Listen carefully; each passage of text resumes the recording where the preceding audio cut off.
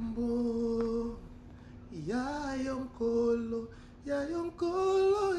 esepelisaka ngai motema nalingaka koyoka kombo mosusu te bobele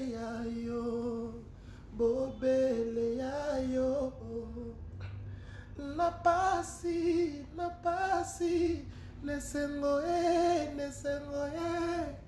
bipai biso nakokende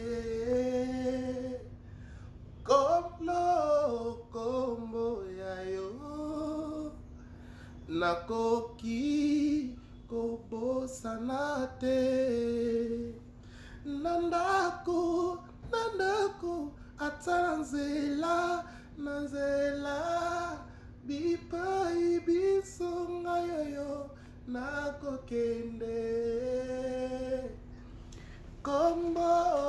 kombo ya yo nakoki kobosana te bapagano bango bakotunaka ngai mpo nini nakumisaka yo na motema nalingaka koyoka kombo mosusu te bobele ya yo.